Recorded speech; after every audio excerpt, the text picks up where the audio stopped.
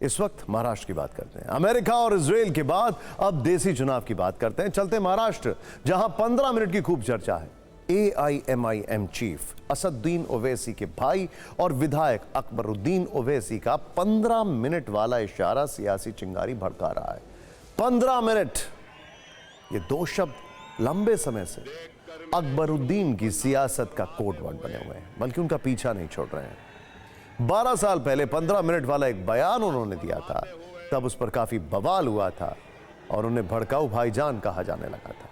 अब जूनियर ओवैसी ने 15 मिनट वाला नया इशारा दिया है और इस इशारे ने सियासत का तार इस तरह छेड़ दिया कि महाराष्ट्र चुनाव में बयानों का वोल्टेज हाई हो गया है। मंगलवार को संभाजी नगर में वो प्रचार करने पहुंचे थे। जिस वक्त वो भाषण दे रहे थे उस वक्त 9:45 हो चुके थे। नियम के अनुसार चुनाव प्रचार की इजाजत 10 बजे तक की होती है। ऐसे में अकबरुद्दीन ने कहा कि अभी 15 मिनट बाकी हैं।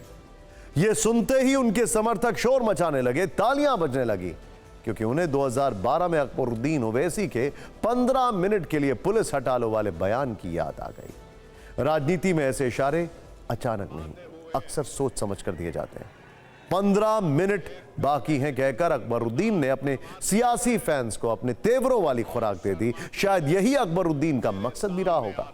खैर, 2012 और 2024 क्या फर्क है, क्या समानताएं हैं, दोनों बयान आपको सुनाते हैं। दोनों को सुनने के बाद आपको समझ में आ जाएगा कि 15 मिनट बोलते ही अकबरुद्दीन को सुनने वालों को का जो जोश है वो कैसे आ गया। 9:45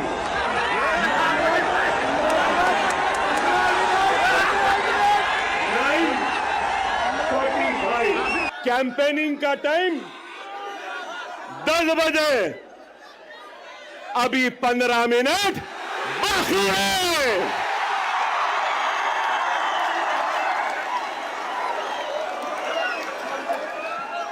अरे भाई 15 मिनट बाकी है, सब्र करिए। ना वो मेरा पीछा छोड़ती है ना मैं उस। हम 25 कौड़ है ना, तुम 100 कौड़ है ना, ठीक है। तुम तो हमारे से इतने ज्यादा है। 15 मिनट के लिए पुलिस को हटा लो, बता देंगे किसमें हिम्मत है, कौन ताकत है।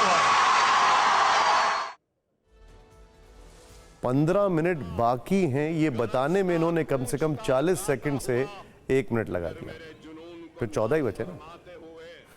12 साल में सियासत और वक्त दोनों बदल गए, लेकिन जूनियर ओवैसी आक्रामकता में उनकी कोई कमी नहीं है।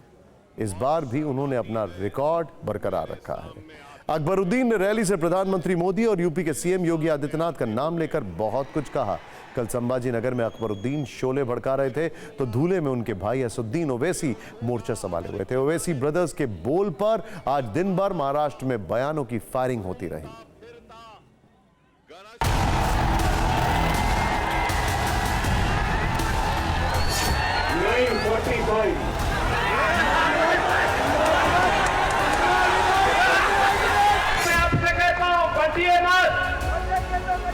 क्योंकि जब भी बटे थे तो बटे थे।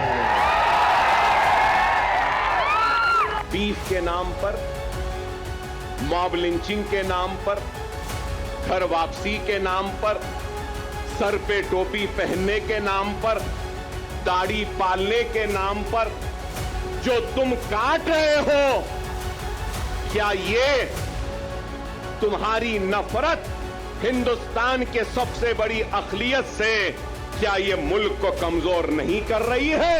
योगी, योगी, तेरे आने के बाद अकबर भी आने वाला है। मोदी, तेरे आने के बाद अकबर भी आने वाला है। हम जवाब देंगे।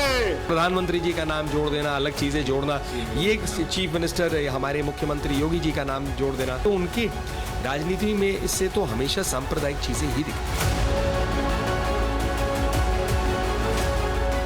भारतीय जनता पार्टी की ए टीम, बी टीम, सी टीम अभी कहाँ है, कब आएंगी? तो आ गए, हिंदू मुसलमान शुरू हो गया। आज जो बीजेपी का उम्मीदवार है वो तो सिर्फ नफरत की बात करता है, वो तो सिर्फ दिलों को तोड़ने की बात करता है।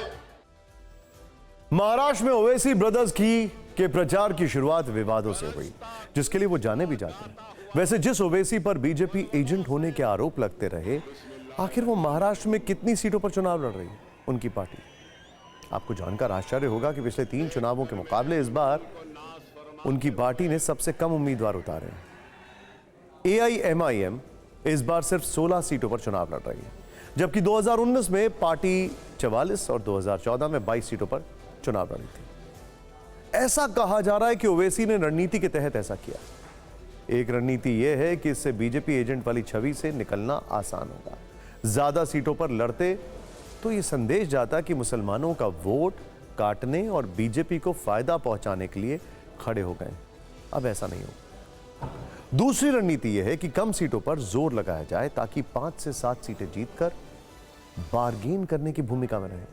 आपको बता दें कि जीत की संभावना को देखते हुए इस बार AIMIM मुस्लिम बहुल सीटों पर ही लड़ रही है। अब कम सीटों पर लड़ने से महायुति को फायदा होगा या महाविकास अघाड़ी को, इस पर महाराष्ट्र की राजनीति में चर्चा चल रही है। वैसे इस बार गठबंधन के समीकरण भी 2019 के हिसाब से बदल चुके हैं।